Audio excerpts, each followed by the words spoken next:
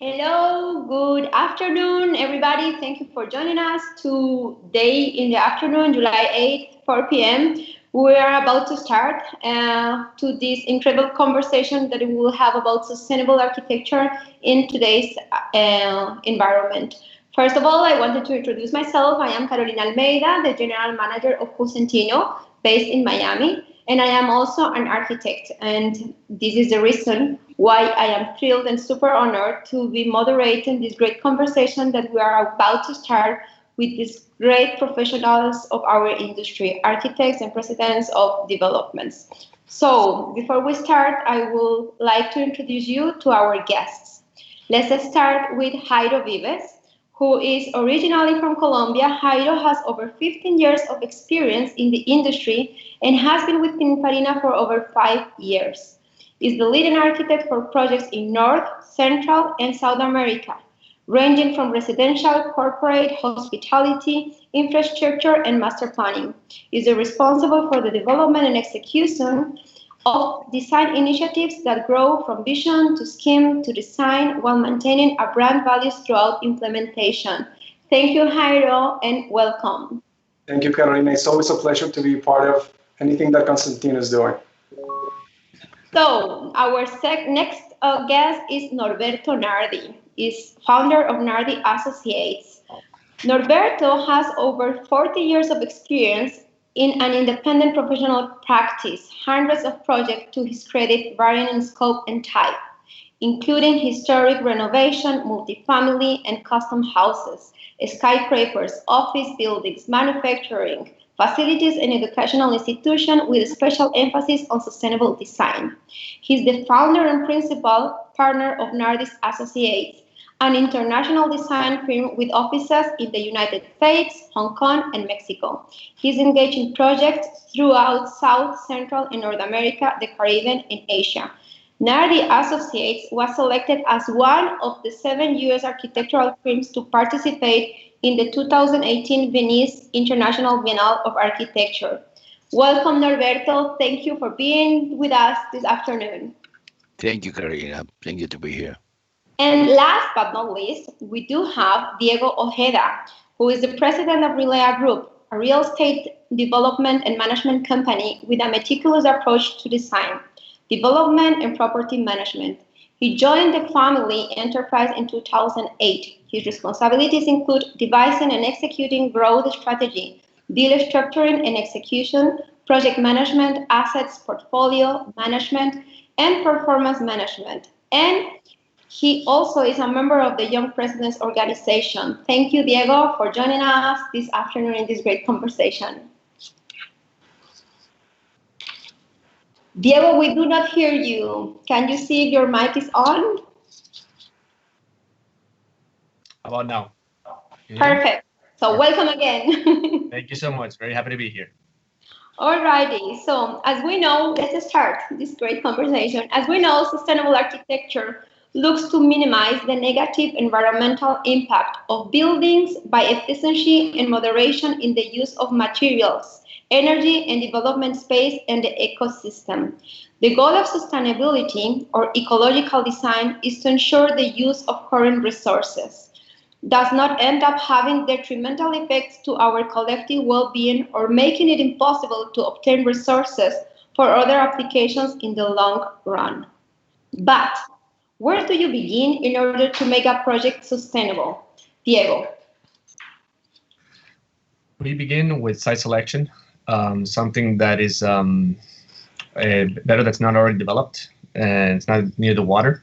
And then once you have the site selection, you find the optimal design, something that will use materials, artificial materials, like, for example, glass that is energy conservant, a lot of recycled materials for the construction.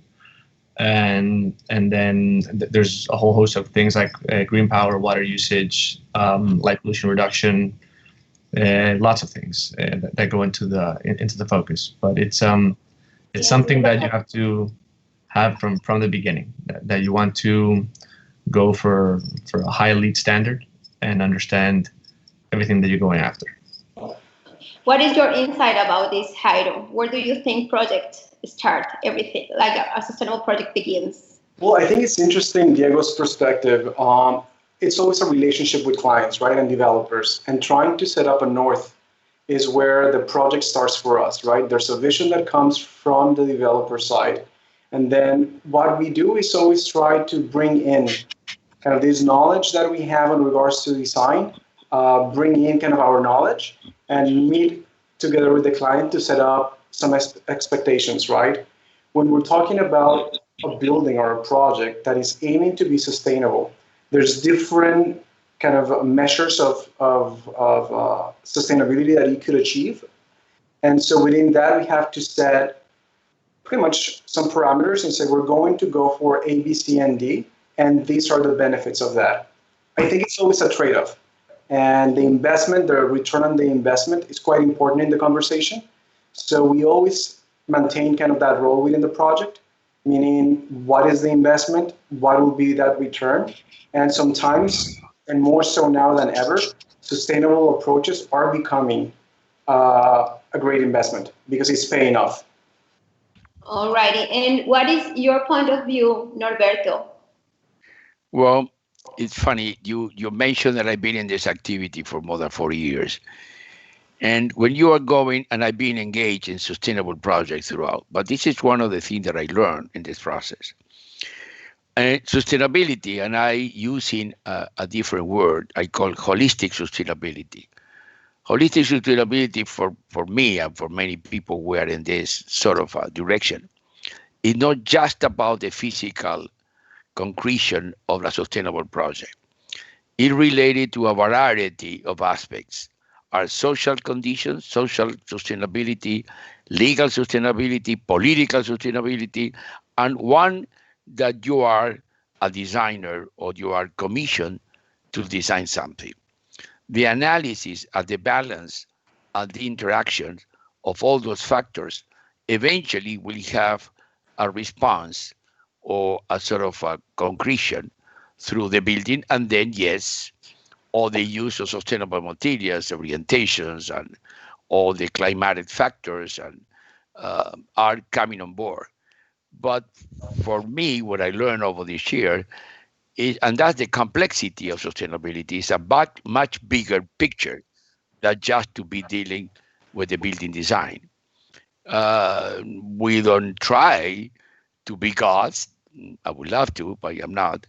But in reality, it's something that we need to understand how to move in all those different fields, because eventually, sooner or later, they are converging and they are coming to the built environment. So what is needed, Norberto, to comply with a sustainable project? To really make it happen? What is needed, and now I think we talked about the other day a little bit with you, is yes, the use of sustainable materials is critical, but the fundamental concept, one that you evaluate all these different aspects that I've been talking about before, the social, the political, the legal, is the first step when you are creating the bones of a project, which is the first step of design. Right there is when you set the real melody of this future composition, because it's when you define how that project will move. And then that decision, that fundamental decision that you made in that moment, coordinating, looking to the side, looking to the political, the codes, understanding the cost impact, evaluating which is more the appropriate technology to be used for a specific project, given the region, given the location. That's what I'm saying. The sounds very complicated, but in reality it's complicated because it's not a given recipe. It doesn't exist. Sustainability, regardless what LEED is looking for, you cannot create a recipe for making a sustainable project. It's always a sense of exploration, of analyzing, and the design first step is the one who set the direction of how you want to be dealing with the concept of sustainability. That's why I think it's very critical to start with the right foot. Yeah, and actually this brings us to our next question is how do architects, and this is for you, Diego and Jairo, how do architects and developers work together to achieve a sustainable project? Because there is always like pros and cons, economics, and whatever. So, what do you achieve in general if you are an architect who really believes in sustainability architecture, and Diego, as Relay Group, is also a developer? So, how do you achieve this working together? Right. Well, Diego, I'll let Diego chime in first. Yeah. I'll jump in first because everything starts with the developer. The developer will hire. You are the head of the circle. Right. So the developer will have something in mind that they want to do, and they want to know if they want to take the gamble of going sustainable, which we believe is should be a requirement.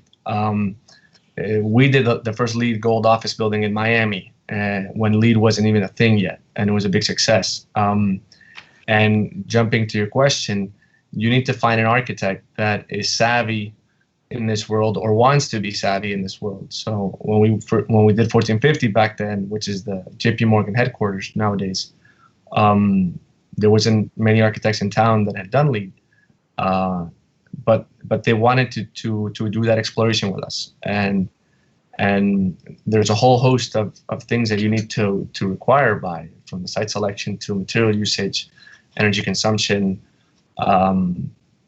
tons of things. And you need to first, from a development point of view, understand if the economics are going to work or not, because there is a substantial investment that you're doing to make a green building, and you need to know if you're going to get that money back. We'll talk more about that later, but I'll let Jairo now jump in with the design side. I think Diego is right in regards to trying to identify the opportunities, right? And going back to some of the comments from Norberto, right? In which a building is much more than just what we see, right? Is the impact that it has to a neighborhood or its surroundings. So what we do as designers is find those opportunities, right? At that scale, at that global scale, and connect the dots. We sit together with developers and we pretty much have these two kind of wish lists, right? Obviously there's the wish list from the developer, and then we have the wish list of what is it that we are trying to pursue. What would be the asset to the neighborhood, to this specific location, right? And trying to understand that. So we always have this communication, and I think that's the most important aspect of those original steps, is to set that north, to create what we call internally a DNA phase, in which we determine that there's values associated with the project, both on regards to ROI and also performance, and also design qualities and values, right? Because at the end of the day, it's a human experience. And what we're always trying to do is elevate it so that when that goes up, through better kind of a quality of space, quality of kind of environment, then the return on the investment will go up as well. But it's always this push and pull. And I think also something that Norberto said is quite right. There's no recipe for this. Every single project might start with a previous idea of where to start, but things will rapidly change. They get modified and challenged, dealing with code, dealing with investment, dealing with nature in many cases, becomes something that is not foreseen. All righty. So I think it is very important also for everybody who's watching us and right now to understand, and this comes also to you, Diego, and to you, Norberto, to you, Diego, because you are representing the developers. And it is important for us to understand if you can explain very short, why do green buildings cost more than traditional buildings? And what are the cost benefits in the long term? Right. So using the same project I mentioned before, 1450 Brickell, that building, which opened up in 2010, has the strongest glass curtain wall in the nation. It still has it, vis-a-vis hurricanes. Here in Miami, one of our biggest problems is hurricanes. So we designed a building that would have the strongest glass so that any hurricane would not be able to penetrate it. That glass cost about twice as much as the regular code required glass that is still required by the code today. So in short, in Miami, the first 10 meters, you have to use a glass called high impact glass, and above that, what's called missile. Sorry, the other way around. The first 10 meters, the first 10 meters is high impact glass, and above that, it's a lower. Under the theory that debris will fly about 10 meters high in case of a storm, and then anything above that is safe. So we saw in a hurricane a few years before we opened up that that the code was wrong, because there were buildings in Brickell. I don't know if you have that picture of Colonial Bank that you could show, where the glass was shattered all the way to the top. So we decided, that one right there. So that was a very light hurricane, and that did that. And there were several buildings in Brickell with the glass shattered like that. So obviously the code was and still is incorrect. So we decided to take the high impact missile glass and do it all the way up to the top of our building. If you can go back to our building.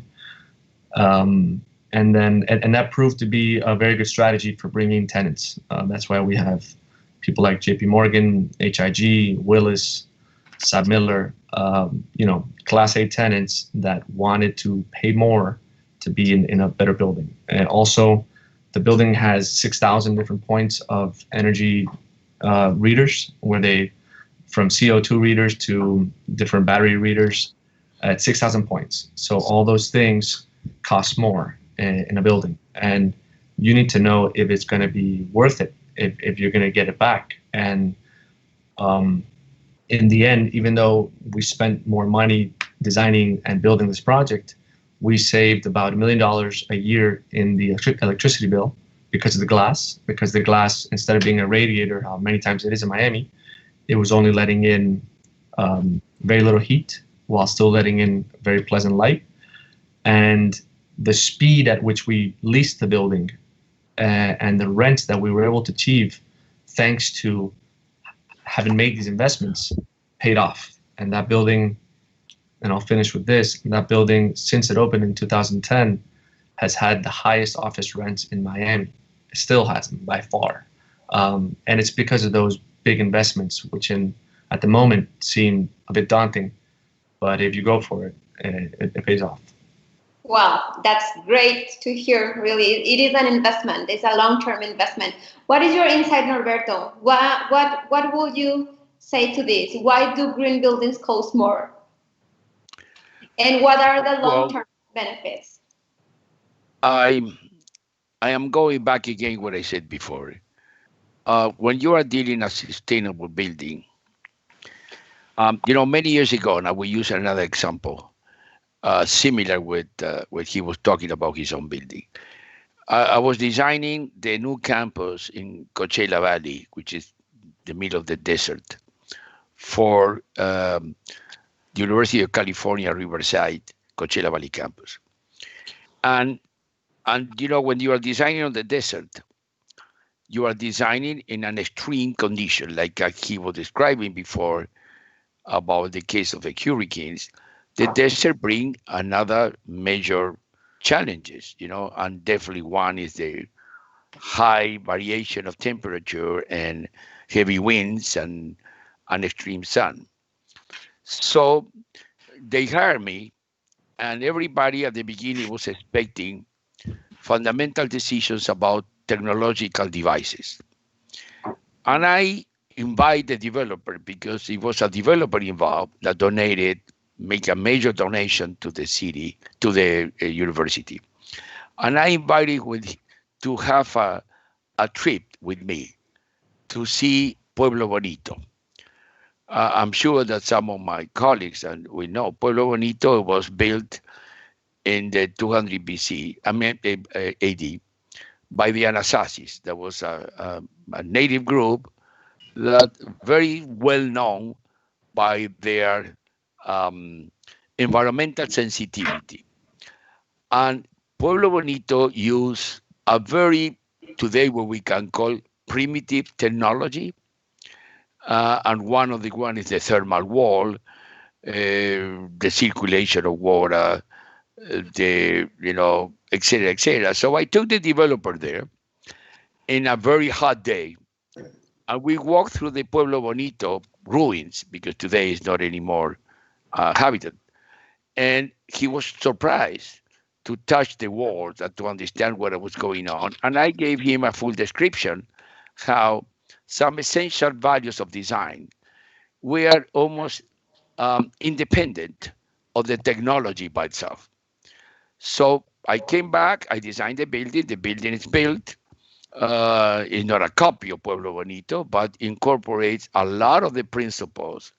So therefore, the cost impact was somehow not totally avoided, because still we use some materials that were more expensive, particularly 10 years ago, more expensive than the regular materials.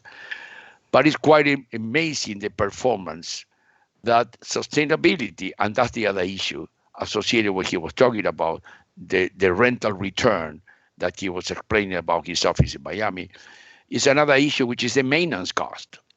So when you are dealing with the appropriate solution, sustainable solution, you reduce the operation cost big time. The heat gain is reduced. In this case, at the project, we were able to reduce half of the required tonnage for air conditioning, half. And when you reduce half and you are operating a university, a campus, I don't want to tell you the tremendous economic financial advantage that means that kind of responses. But that's what I'm saying again, and I'm going back to my initial statement. You need to see the big picture. And that's what I'm absolutely convinced that what he said about the developer and the architect should be established a very harmonious marriage. It's very important, because without that dialogue, the sustainable solution does not exist. It's almost a mutual education, that is a back and forth dialogue in between the development mentality and the designer mentality, or whatever expertise. That's what I can say. Thank you, Norberto. So nowadays, I loved what you said, a harmonious marriage. That is, I make a note, I love it. So nowadays there are different regulations when we're talking about sustainable projects, right? But the LEED certification is the most popular one. And since Relea Group is the first developer that won a gold LEED certification for South Florida in a building of offices, I would like you, Diego, if you can explain what it means. What does a LEED certification mean? LEED certification is, I would say, the gold standard of green energy certification. Even though there's different ones that are used around the world, the USGBC uses LEED, and it's been, I would say, most generally adopted by all municipalities. It used to be, when we started, it wasn't required, but now, thankfully, it's become part of many building codes, and now it's a requirement. There are other green standards, and there's even loopholes to doing, a lower end sustainable. But LEED, I would say, is definitely the most well known. The way it works is there's a checklist of items that about, I don't know, nearly 50 or 60 items that you have to comply with. And they start from large things like site selection. Is your site a site that's already been developed, or is it farmland? Then the design, are you using efficient materials? Are you using green power? All types of things. And then operations. A lot has to do with water. Water consumption. Are you using 50% irrigation? Waterless urinals and things like that in the building. Are you using recycled material, green power?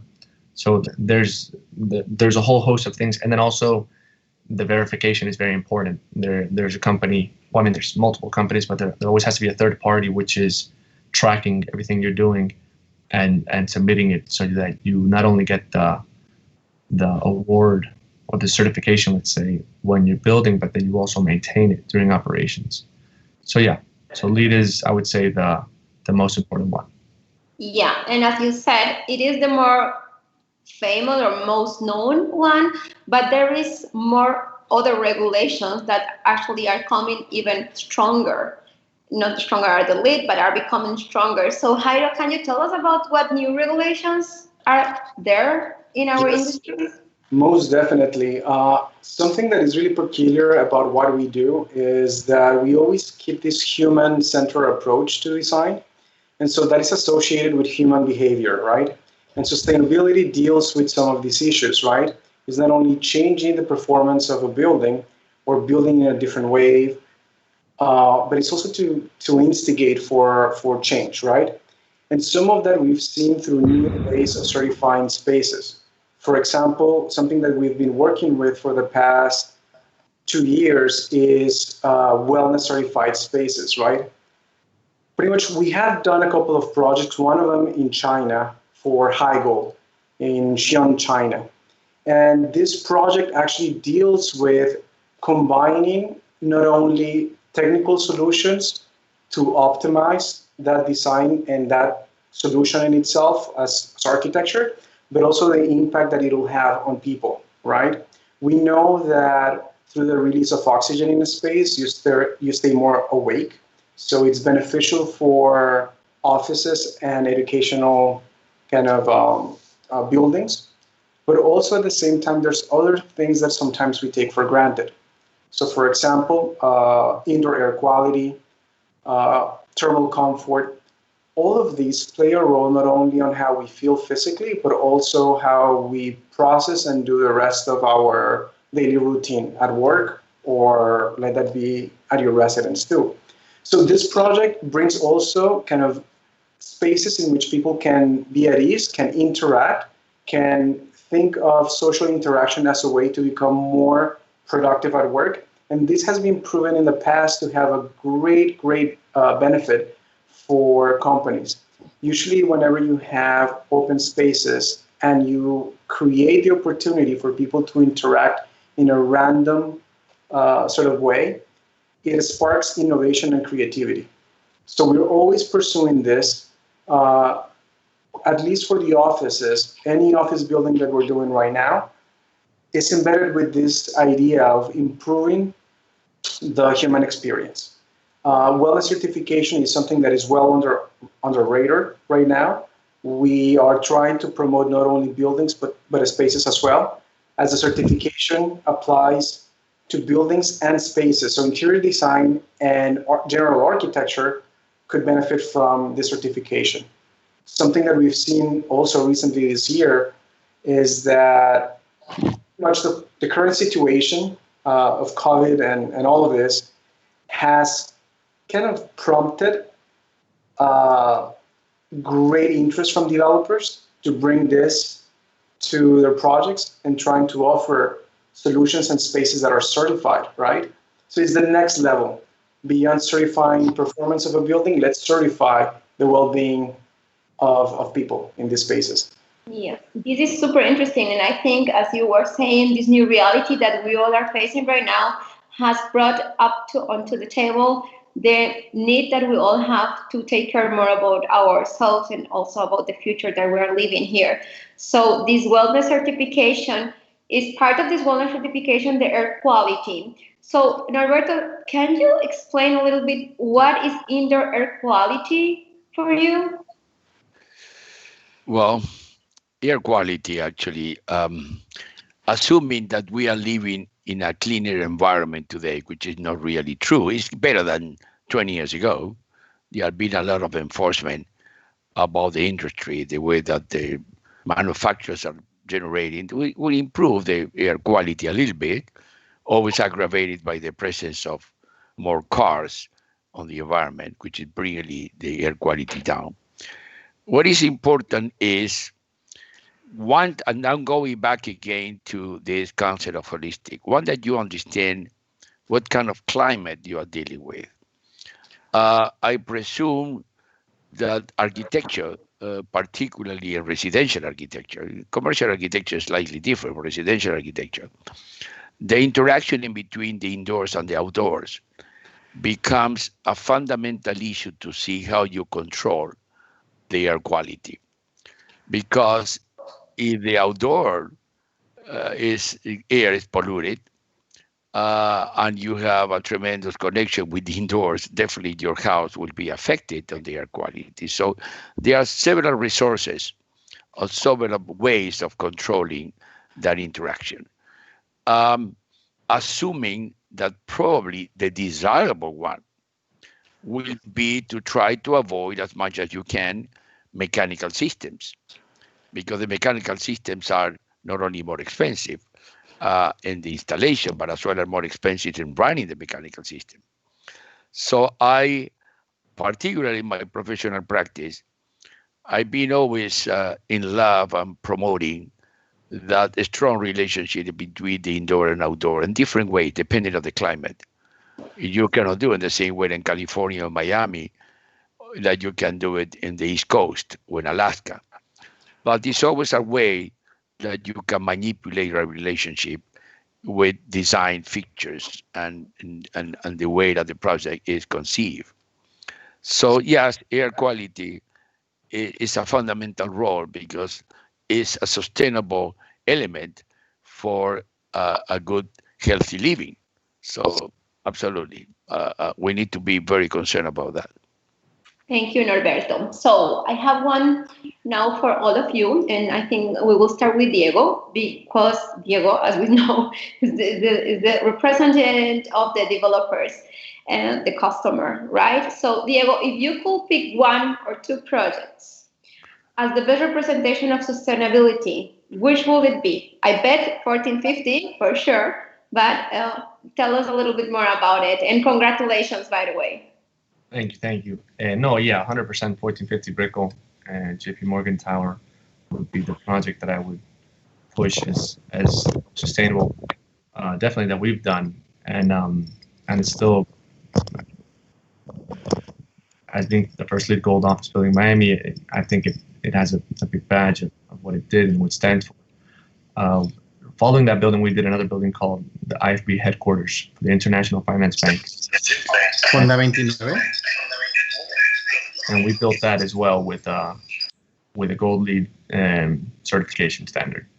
So those two are the ones I would represent. Jairo, which will you pick for Pininfarina? Well, that's a tough question, Carolina. We have such a wide range of action that I even would pick, the stuff that we do for automotive design, as we've come out with an electric car, hyper sports car, pretty much, and it's fully electric. So we're working in different fronts, trying to push the boundaries, looking at innovation, but also a project, and going back to architecture, that for us is important, is the office tower that we're doing in Mexico City for Bosque Real. It's a project that is combining all the efforts of all the team and the developer as well, to really try to do the best, to promote a different way of working, a different way of doing architecture, and a different way of thinking of the investors. Meaning that here we're going the extra mile to invest on spaces that will really make you feel different. So for example, the lobby space in Bosque Real, what we're trying to do is make it work as a filter, in which you have multiple systems working towards leaving the stress of daily life, the commuting stress that we all feel as we go towards our jobs, and trying to use that as a mitigator, right?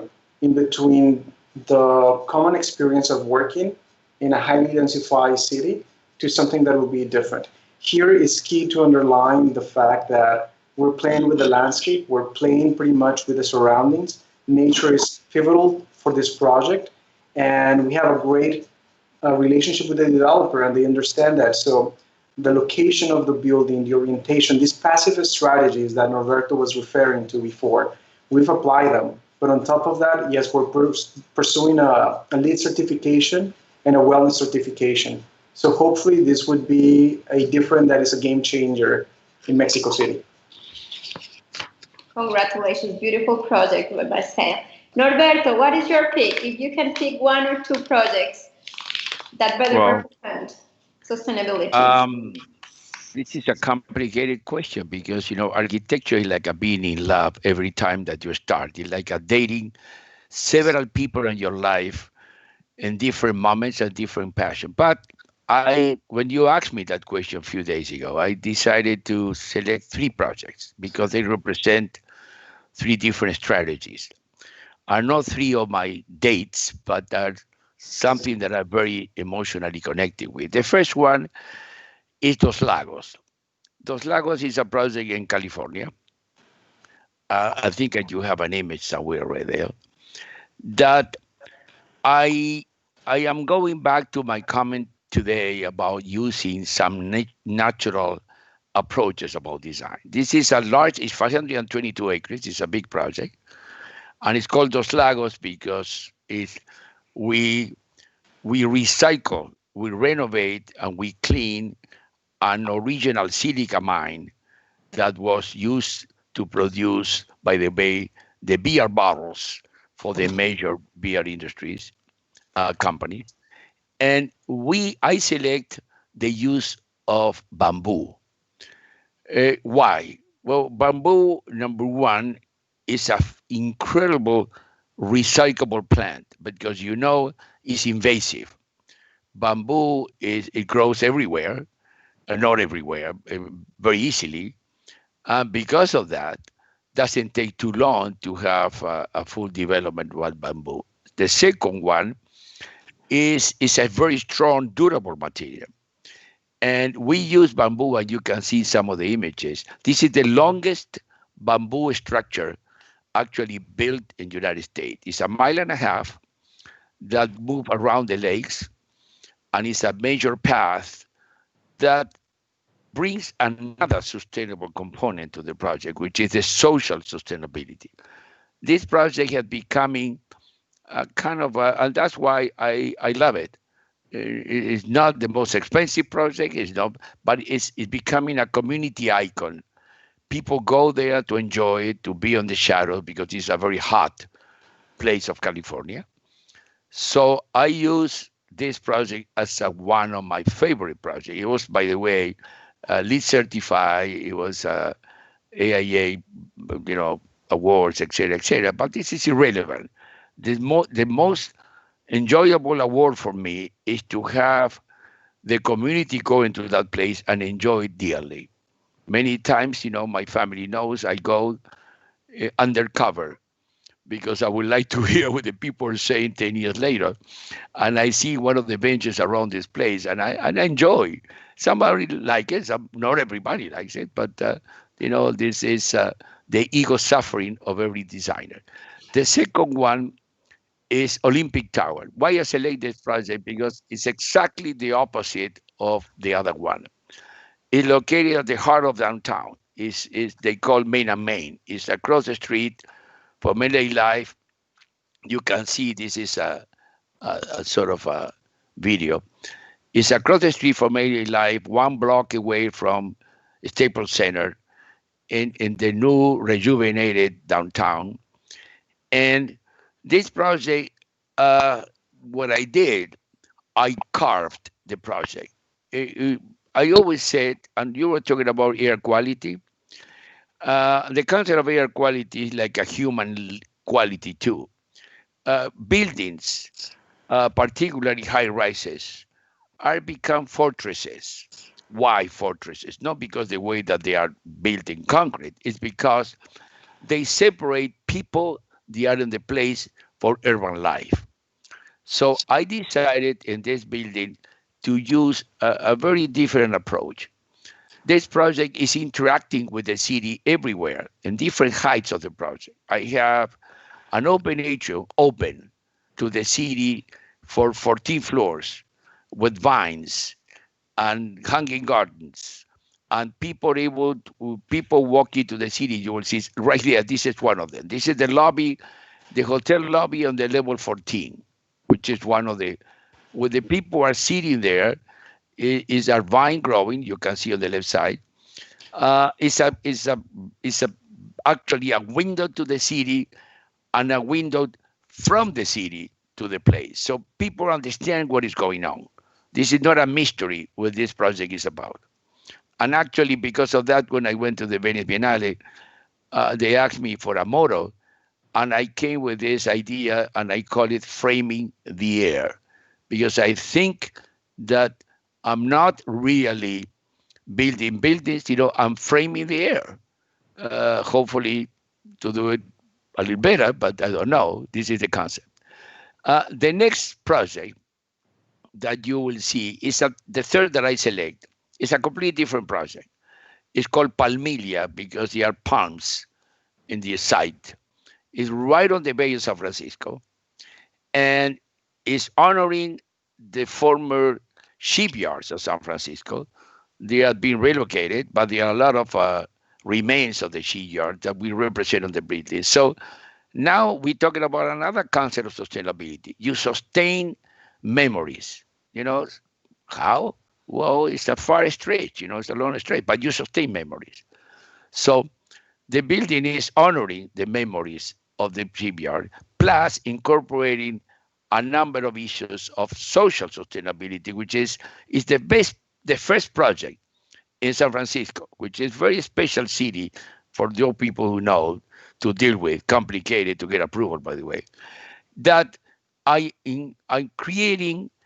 interacting the public realm with the private one. It's not boundaries.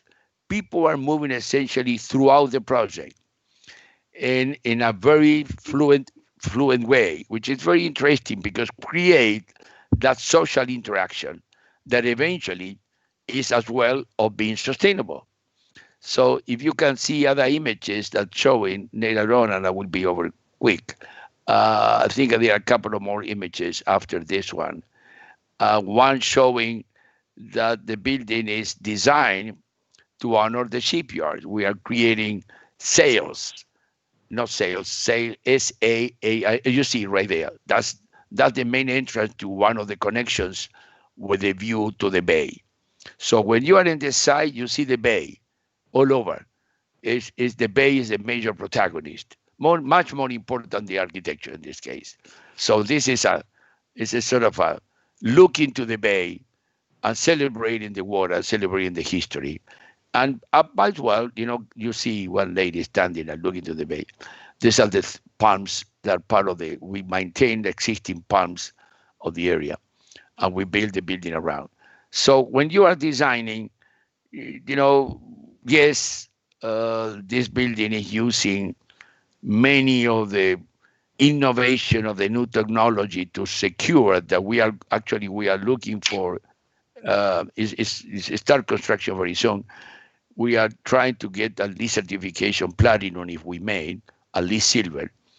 And because, it's one of the decisions of the city of San Francisco, they are very environmentally sensitive to push at this project that would be a significant project to incorporate sustainable ideas. Thank you, Norberto.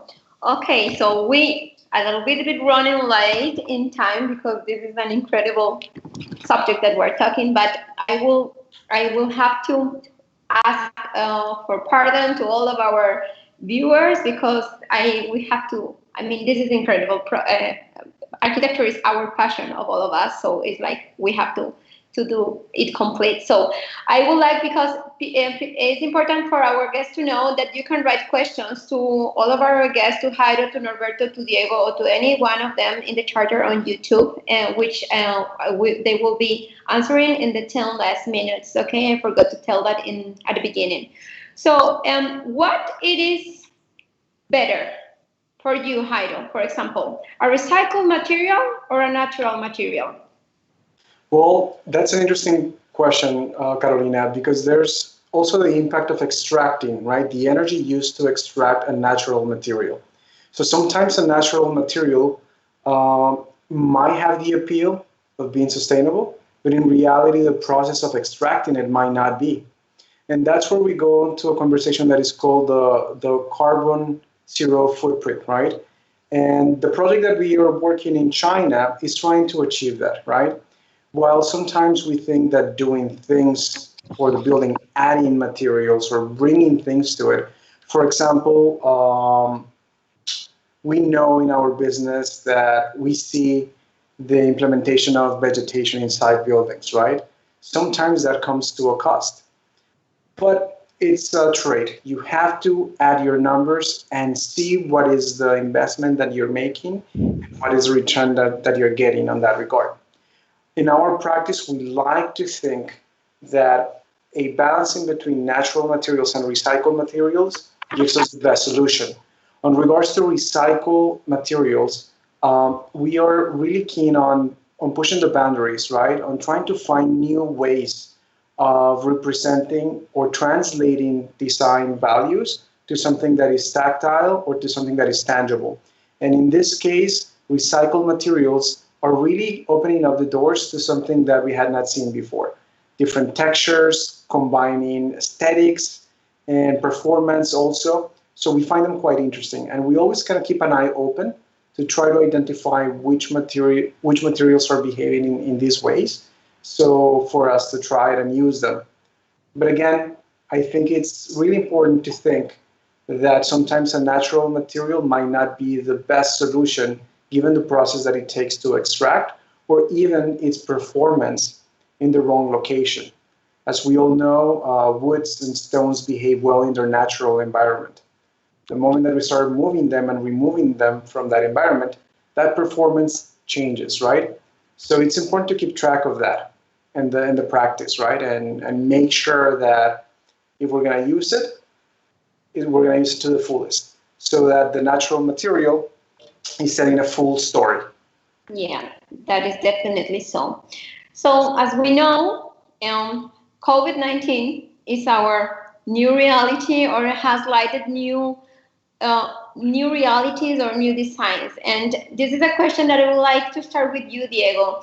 Has COVID-19 brought any positives or negatives in the behaviors of your colleagues or of your customers? Have you talked about other developers or to your own customers about after COVID-19, what new highlights do you see in the people's behaviors? We don't hear you, Diego. Yes, definitely. Especially in the office side, we've seen that we're actually seeing two competing schools of thought. One is tenants have realized that their employees working from home are actually very productive.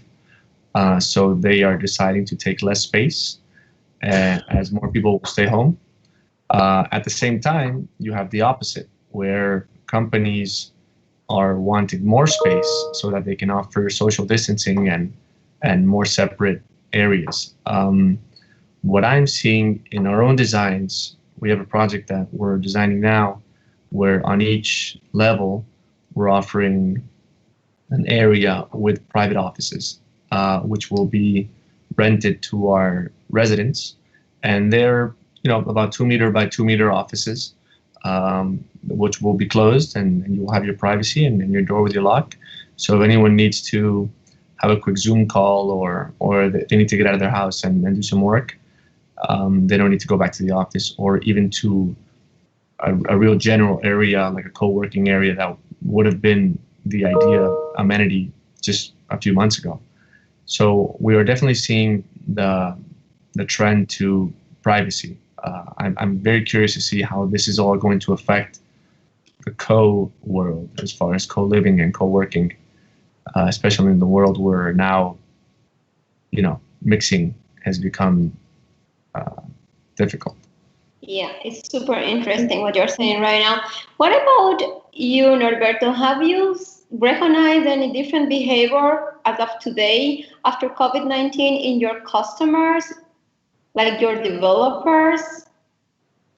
Well, I think everything is in motion, like it happened every day with the news, that one day they open a place, and the next day California already open and reopen and close and open, I don't know how many times.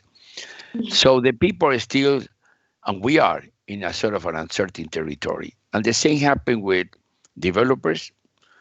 The same happened with cities approvals, which is very complicated because you need to drop your drawings in an outdoor bin instead of going to talk to a planner. Plus, in the design concepts, there are a lot of group of researchers today try to understand if in the future designers have to be addressing the idea of how to accommodate pandemic like this one, what it will be the impact on the design principles. I think it's a little premature today. We are to make decisions or to take directions. I think we are more in a reflective mood. We are trying to understand each of us. I would listen to Diego, and I understand what he's saying, that some people are probably looking for bigger spaces, some people are looking for smaller spaces. And the co-working has become more and more popular. And then assuming that people can go to a place to get to clients or a meeting room and then go back home and keep working from home. Because I belong for another generation, that probably all of you, these have been very challenging for me because I'm used to the face-to-face interaction with my architects. I am still the designer, or at least the official designer of this firm. And that disconnection produced a lot of challenges. And, we are trying to figure it out. Like people are encapsulated in their homes and trying to see how they raise their kids. So I think personally, I think it's a little too soon to understand where we are going to. But absolutely, we need to be creative. We need to start thinking outside of the envelope and everything, including the use of materials. Why? Well, because depending the design spaces that we are going to create, they will have a correspondence with kind of a technology and material you are using. So I think that will be a brutal impact, like it is already in health and finances, but it will be reaching out of the single aspects of human behavior. And design and construction is a critical one. Definitely. Thank you, Norberto. I mean, definitely we can say that everything is changing. We all need to adapt. We all need to be super creative. But I am pretty confident that this is also bringing some positives after all of this. As Jairo was telling me a nice story about the behavior of one of his clients, and I would like you to Jairo to share that with all of us. Yes, there's something really interesting that is going on, and we see it because we are exposed to different design disciplines, right? For example, we see a proliferation of technology. So when we see in the industrial design part of the office, we see how that triggers down onto solutions for spaces, right? We have a project that we're baking right now, and the project obviously is not disclosed, and you guys don't have the images yet. But something that has happened in that market is the need for terraces, and this is on an office building. Usually, you will never find that on an office building. If you drive around Miami, office buildings don't have balconies. So what COVID has created, in a way, is it has accelerated the process of us designing for human beings.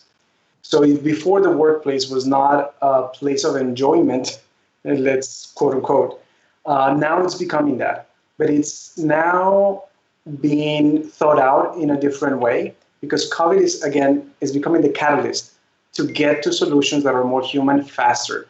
And together with the 2 clients in Latin America, we've seen how they are pursuing better spaces and experiences for the people that will inhabit the buildings. They're really thinking about how to make it a little bit more homey, a little bit more human, a little bit more connected. And this is an overlap of not only design strategies, business decisions, technology solutions, but it's a combination of all these disciplines that is giving us the extra edge to see what's to come ahead. So it's interesting that clients are picking up on that, and we see it as traits. So before they saw it at a pace in which it was important, and they saw it maybe being applied in a 10 to 15 year kind of period. Now it's imminent. Now everyone is really thinking, how can I improve the experience of my building? Yeah, definitely. I mean, it's nice to see that it is not the future anymore, it's the present, and that we all are working together to make a better future. So I will jump to the questions because there is many questions of the people who are with us in this conversation. And I will start with one to Diego. It says, what question for the developer? So Diego, that might you. So it's asking, in multifamily housing, how does LEED certification impact the sale of the units in the building when it comes to residential? Your microphone. Multifamily on the rental side, LEED doesn't have much impact because one of the largest tracking items for LEED is air conditioning. And unlike an office building where you control the windows because basically you can't open them, in an apartment building, the minute someone opens up their slider and leaves it open, and the AC is still running, it completely defeats the purpose, and it's very hard for you to track it. So before, you wouldn't really go after LEED for rental buildings because of that. Now, the millennials are much more green self-conscious than the older generations. So you're seeing a lot more millennials pay attention to the labels such as LEED and other green standards when looking for buildings. The same thing I would say on the sales side. LEED before is something that we would focus on for more office buildings, but now on the residential side, the label is definitely important. Thank you.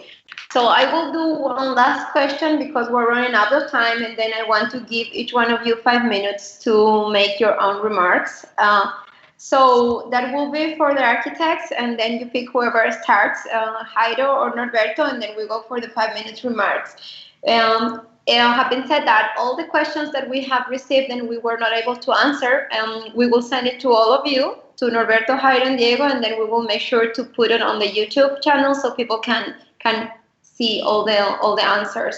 Okay, for the architects is here. With busy schedules and ever-evolving technology, how do you keep up with learning about the latest energy-efficient products? Norberto. You pick me up because I am the youngest one. Yeah, I know.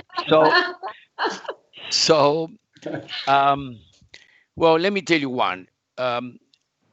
When I teach architecture, one of the things that I've been telling my students all my life is the fundamental issue to become a decent designer, I don't want to be a great designer, is curiosity. Curiosity is that motivation that it helps in many aspects of your life. But when you are investigating new materials, they are coming vandals. One of the most difficult things is to define a sort of a selection criteria in order that you identify the good from the bad, of the oversold or over-advertised or the other ones. So I do have a group in my office that help me with that, but my curiosity never ends. So I'm exploring new materials. I was telling you the other day that, for instance, when he was talking about glass, I'm working with a European company for the Olympic Tower, the big building, where the whole building will turn in like a major kaleidoscope. I will turn opacity in different conditions with operating from an iPhone for the people who are using the place. So this is a challenging technology, has been proven already. So yeah, it's very critical to keep up with this constant evolution. But we need to be careful. And that's what I said before. I would like to insist that we need to go to the basics. Sometimes new technology not necessarily replace good design. Okay? That's what I can say. Perfect. Thank you. So we're getting to the end. With time flies when we're talking about such an incredible subject. But of course, I will prior to thank you all, Jairo, Norberto, and Diego, for joining us this afternoon, for joining Cosentino. And me personally, I would like to give you 5 minutes for your closing remarks. Let's start with Jairo, Norberto, and then we end up with the person which we started, which is Diego. Well, Carolina, first of all, thank you, and thank you to the panel. It's great to be able to share ideas, communicate. For us at Pininfarina, it's always about that. It's always about relationships and establishing a two-way conversation, right? I would have to say that for the practice of architecture, for what we're working on, it is extremely important to always be positive and to think that things to come will be, yes, sometimes a little bit a rock along the road, but most definitely the future is bright. And in the midst of this, it's important to look around. It's important to learn from other disciplines. It is important to think that architecture and what we do in design needs to evolve, and it will evolve based on looking around, right, and bringing ideas from other disciplines and other fields. For us, I have to say that we're extremely lucky, if not blessed, to be able to be at the forefront of different disciplines. And this cross-disciplinary sort of approach is the one that keeps us alive. And after 90 years of being in business, I think is the one constant element that keeps you moving forward. Thank you, Jairo. So Norberto, what will be your remarks? Thank you again. And it's super nice because sustainability is a subject of the present. You were one of the pioneers, as you were telling us, 40 years already. So what will be your remarks? I'm sorry, I missed the last question. Can you repeat it, please? Sorry. So only your remarks about this conversation and about whatever you want to bring up. I think we've been talking about this marriage in between, potential marriage in between developers or people who are in the making and designers. But it's a third leg in this process, which is actually what Cosentino represent. That is the manufacturing side, the people who are, forward thinking, always trying to identify issues that will allow us designers and developers to use the best responses, in this case, to address sustainable concept. So has to be more than I don't want to use another word, but it has to be more than a marriage. At least it's a marriage, not less than 3 parts, which is kind of sound a little kinky, but that's the way it is. So my suggestion is that that's why it's so wonderful what you put together. And I thank you very much, because bring to the table the need a dialogue, an interaction, even this moment of horrendous isolation that we are living, is probably should be a determination to keep being in touch. And because that's the way that we potentially achieve the balance that I was talking about before, the holistic sustainability that I almost insist that we need to look around what we are designing, we're doing business. Thank you. Thank you, Norberto. And last but not least, Diego, thank you so much for joining us. I mean, it is so nice to see developers that really have been looking into this subject from the past and are still working on this for the future. Well, thank you again. Thank you for the invitation, and it's been a pleasure sharing this panel with Norberto and Jairo. It's a real pleasure. What I think we need to do is what Jairo was saying, just be curious and keep exploring new things, and don't try and repeat same old formulas. Always try and break ground and look to the future. And I think we need to think about, self-driving vehicles, soon self-flying cars, where they're going to land, where are you going to park them, are we going to need cars, understand how all that's going to work, and if the concept of a sky lobby, for example, why does a lobby have to be on the ground floor? Why can't it be on the 10th floor?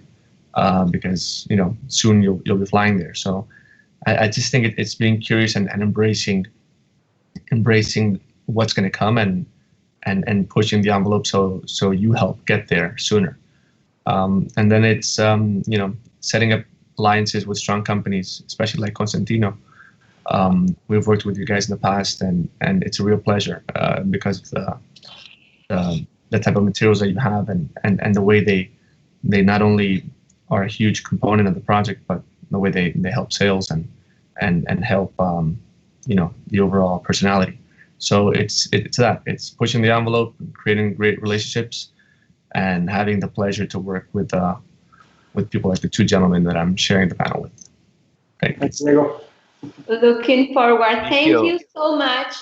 Thank you. Everybody, please visit Pininfarina website, Nardi Associates website, and also Relea Group website so you can know them closer.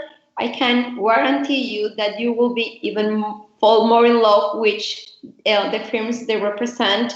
It's incredible. Thank you so much, Jairo, Norberto, Diego. Looking forward for a new meeting in person or virtual.